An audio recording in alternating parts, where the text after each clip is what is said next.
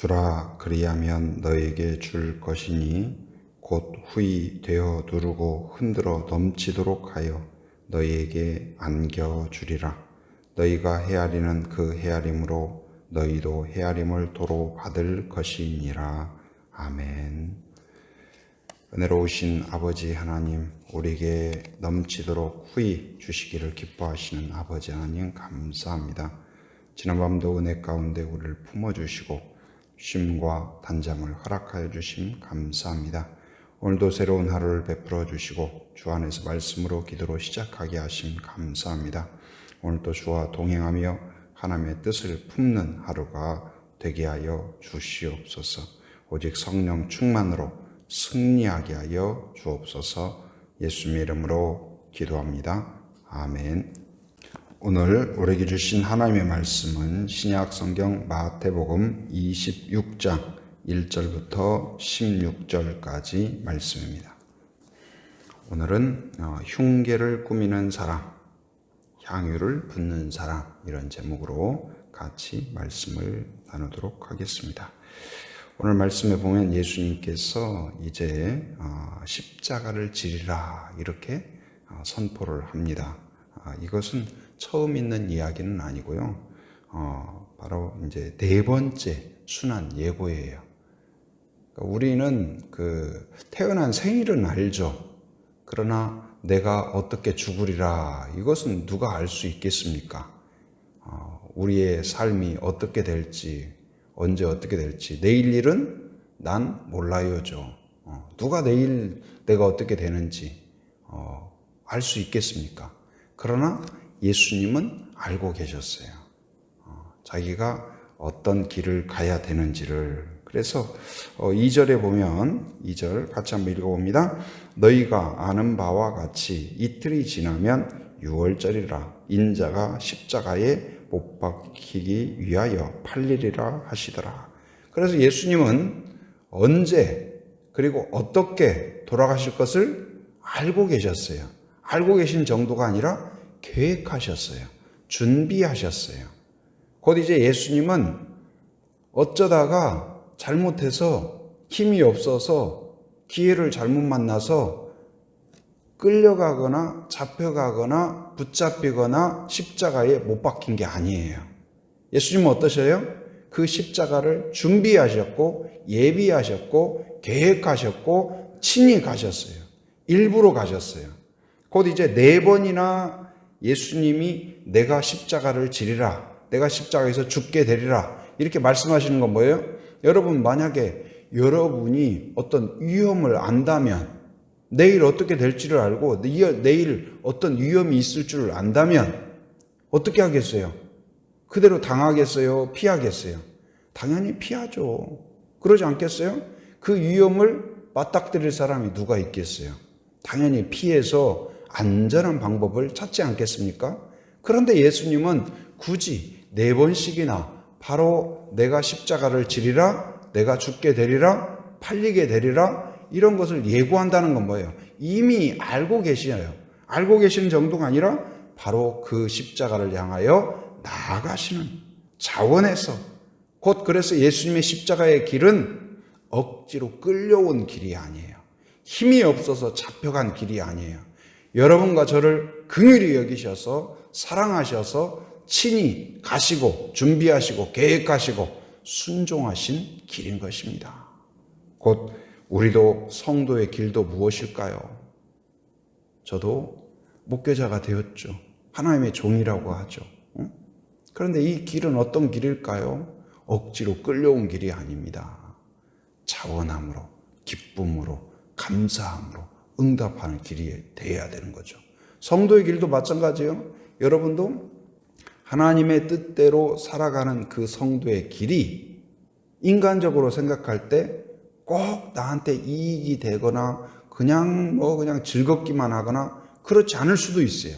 때때로는 주님을 따르는 길이 나에게 손해가 될 수도 있고 그리고 어려운 가시밭길이 될 수도 있지만 그 길을 피하지 않고 도망치지 않고 주님이 십자가를 향하여 자원함으로 가셨듯이, 준비하고 가셨듯이, 계획하며 가셨듯이 성도는 피하지 않고 하나님이 원하시는 그 길을 자원함으로 기쁨으로 가는 사람인 줄 믿습니다.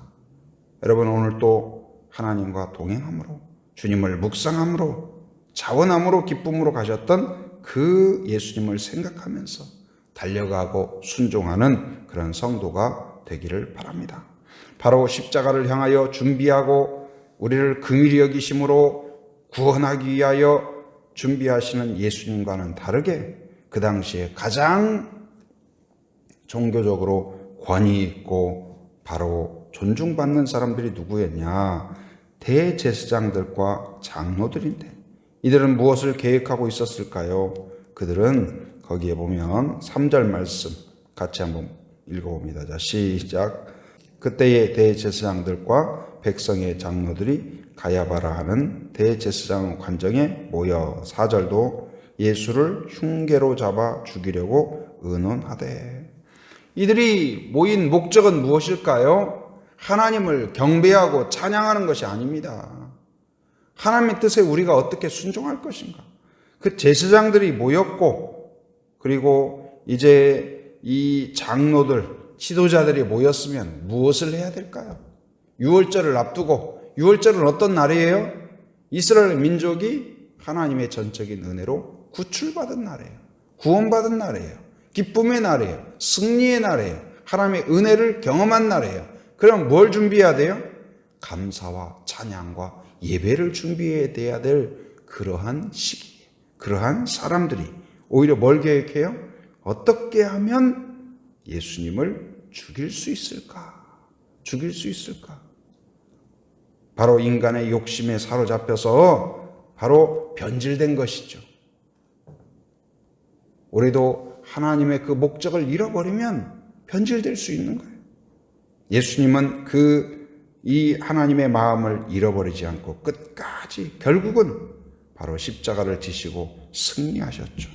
그러나 제사장들과 장로들은 타락한 거예요. 교회는 어떤 공동체가 되어야 될까요? 교회는 모이는 공동체입니다. 예수의 이름으로 모이는 공동체예요. 예수의 이름으로 모인다는 것은 무엇일까요? 하나님을 기뻐하고 하나님을 찬양하고 하나님께 감사하고 하나님께 영광 돌리고 하나님을 즐거워하고 예수 안에서 힘을 얻고 그 목적이 우리의 목적인 거예요. 이 새벽도 우리의 모임 목적은 무엇입니까?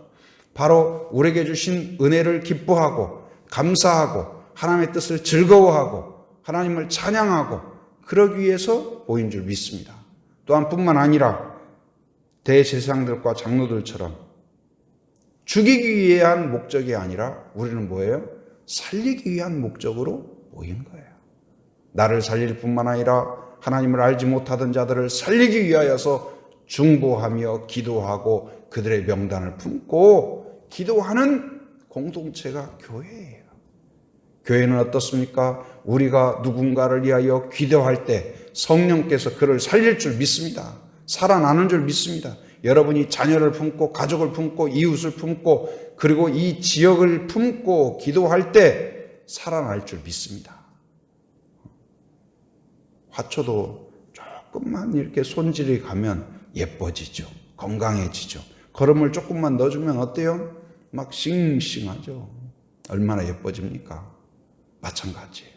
성도도 바로 하나님의 은혜 가운데 날마다. 그리고 우리가 누군가를 위하여 조금만 기도하면, 조금만 격려하면, 조금만 응원하면 성령의 역사가 그 가정에 전혀 변화가 없으리라고 생각했던 그 마음에 봄이 찾아올 줄 믿습니다. 오늘 또 우리는 누구를 따라야 될까요? 인간적인 욕심에 타락한 장로들과 바로 이 대제사장들이 아니라 십자가의 길을 자원함으로 기쁨으로 나아갔던 예수님을 바라보고 따라가는 그러한 성도가 되기를 바랍니다. 오늘 이제 뒷부분은 또 다른 이야기인데 어떤 이야기가 전개가 되냐. 이 제자들과 향유 부은 여인을 대조하고 있어요. 제자들은 어떤 사람일까요? 3년 동안 예수님과 동거동락을 한 사람이에요. 우리가 신앙생활을 하고 있지만 여러분 교회에 오늘 새벽에 나온 분들은 어때요? 열심히 있는 분이죠. 열정이 있는 분이죠. 그렇다고 해서 24시간 교회에 사는 건 아니잖아요. 시장도 가고 마트도 가고 산책도 하고 어디도 가고 TV도 보고 그러지 않겠습니까? 그러나 제자들은 어때요? 예수님과 24시간 365일 항상 같이 다녀요. 같이 밥 먹고 같이 지내고 예수님이 고치는 거 가르치는 거 말씀 전하는 거 다 듣고 따르고 그런 사람이에요. 3년 동안 풀로. 그런데 오늘 지금 예수님이 십자가를 지신다는 것은 어때요? 가장 중요한 일이고 가장 마음에 지금 그 십자가를 지시면서 인간적으로는 두렵고 그리고 긴장되고 그러한 순간이죠. 그러나 가장 친구가 되어야 되고 위로자가 되어야 될 제자들이지만 오늘 말씀에서 보면 예수님의 마음에는 관심이 없어요. 관심이 없어요. 바로 예수님이 그날 이제 유월절을 앞두고 6절에 보면 예수께서 베다니 나병 환자 시몬의 집에 계실 때에 그곳에서 이제 머물고 계시는데 한 여인이 와서 귀한 향유를 부었어요. 그러니까 매우 비싼 가격에 향유를 부었어요. 그러면 어때요? 여러분, 예수님에게 향유를 부었고 예수님을 귀하게 여겼으면 제자들이 어때야 돼요? 태도가 어때야 돼요? 기뻐해야 될 거 아니에요. 만약에 여러분 형제 중에 누가 부모님에게 잘해드렸어요. 부모님이 뭐 필요하다고 하니까 냉장고를 사드렸어요. 그러면 여러분 어때요? 기분이 좋아야 돼요? 나빠야 돼요? 다른 형제가 기분이 좋아야 돼요? 나빠야 돼요? 형이 그렇게 하니까 너무 좋습니다. 그래야 될 거 아니에요. 그런데 오늘 제자들이 어때요? 예수님에게 값진 향유를 부었으면 기뻐하고 즐거워하고 예수님에게 그렇게 귀한 향유를 붓고 예수님을 기뻐하고 그러니까 내 마음도 너무 기쁩니다. 그래야 되는데 제자들의 마음이 어땠느냐? 8절 같이 한번 읽어봅니다. 자, 시작. 제자들이 보고 분개하여 이르되 무슨 의도로 이것을 허비하느냐? 뭐 했다고요? 분개했대요. 화가 치밀러 올랐어요. 이게 말이 될까요? 명목상 이유는 무엇입니까? 9절에서 그 이유를 이야기하죠. 이것을 비싼 값에 팔아 가난한 자들에게 줄 수 있었겠도다. 그런데 예수님은 그들의 의견에 동의하지 않았어요. 오히려 이 여인을 기뻐하셨습니다. 이 여인의 행동으로 위로를 받았어요. 오히려 제자들은 예수님의 위로자가 되어야 되었지만 예수님의 뜻도 계획도 마음도 헤아리지 못했고 위로자가 되지 못했어요. 오히려 제자라고 하지만 여전히 그의 생각은 무엇밖에 없어요? 돈. 여러분, 성도는 어떤 사람일까요? 우리가 오랜 신앙생활을 하고 좋은 거죠. 그런데 오늘 제자들과 같아서는 안 돼요. 여전히 돈에 대한 욕심으로 예수님을 따라다니는 사람, 이런 성도가 있을까요? 없을까요? 적지 않습니다. 이 땅의 것이 목적이에요. 예수님의 마음이 목적이 아니라 하나님의 뜻과 계획이 목적이 아니라 이 땅의 것을 얻기 위해서 하나님도 필요하고 이 땅의 것을 얻기 위해서 예수님도 필요한 거지. 바로 그것이 아니면 내가 예수님을 따를 목적이 없다. 예수님을 믿을 목적이 없다. 오늘 지금 제자들의 마음 상태가 이런 상태죠. 그러나 이 향유를 부은 여인은 어떻습니까? 자기가 갖고 있는 가장 값진 거였어요. 가장 귀한 것이었어요. 그리고 모든 것이라고 해도 돼요. 그 모든 것을 바로 십자가 지시는 예수님에게 내가 예수님께 어떤 자세냐? 주님, 나의 부족하지만 나를 구원해 주시고 우리 가정을 새롭게 해 주시고 치유해 주시고 회복해 주시고 소망을 주신 예수님께 내가 무엇을 드릴 수 있을까요? 이것밖에 드릴 수 없지만 제자들은 그것을 보면서 돈으로 환산하면서 이게 얼마짜린데 그 생각으로 가득 찼죠. 그러나 진정한 하나님의 은혜를 경험한 자는 어때요? 값으로 환산할 수 있을까요? 없을까요? 자녀가 부모의 사랑을 돈으로 값으로 쳐가지고 어머님 사랑 제가 확 환산을 해보니까 이겁니다. 그러니까 제가 이자 쳐서 이 정도 갚아드릴게요. 효도 같은데 기분 나쁘죠. 그렇지 않아요? 하나님의 사랑을 우리가 값으로 환산할 수 있을까요? 늘 말씀드리지만 우리를 향한 하나님의 사랑을 갚을 수 없죠. 우리를 향한 하나님의 사랑을 갚을 수 없죠. 그런데 그 하나님의 사랑에 대해서 바른 응답은 뭐예요? 돈으로 갚는 게 아니에요. 사랑은 무엇으로 갚아요? 오직 사랑으로 갚는 거예요. 전심으로, 사랑의 마음으로. 여러분, 이제 이 세상에 대한 욕심 때문에 예수님을 따르는 자가 아니라 예수님의 마음에 관심을 갖는 성도가 되어야 될 줄 믿습니다. 예수님은 이 여인에 대하여서 어떻게 말씀하십니까? 자기의 모든 것, 자기의 값진 것을 드린 이 여인을 향하여서 예수님은 기뻐하셨어요. 기뻐하시면서 뭐라고 말씀하십니까? 13절 같이 시작. 내가 진실로 너희에게 이르노니 온 천하에 어디서든지 이 복음이 전파되는 곳에서는 이 여자가 행한 일도 말하여 그를 기억하리라 하시니라. 이 여인을 예수님은 기뻐하셨고 잊지 않으셨고 큰 위로를 받으셨어요. 여러분, 집에서도요, 3살짜리 어린아이의 말 한마디도 엄마에게 큰 위로가 될 때가 있어요. 그의 작은 동전 한 입 가지고 엄마 이거 엄마 드릴게요. 그 동전의 크기가 아니라 그 마음의 크기 때문에 부모가 왈칵 눈물이 쏟아지는 거예요. 여러분, 우리가 하나님 앞에 뭔가를 드린다, 뭐 헌금을 드린다, 뭐 헌신을 드린다, 그것이 드려봐야 하나님께 뭐 도움이 되겠어요. 그러나 하나님은 뭘 보시고 기뻐하셔요? 마음을 보시고 기뻐하셔요. 오늘 우리가 하나님께 감사하고 찬양하고 기뻐하고 즐거워한다고 해서 얼마나 우리가 드릴 수 있겠어요.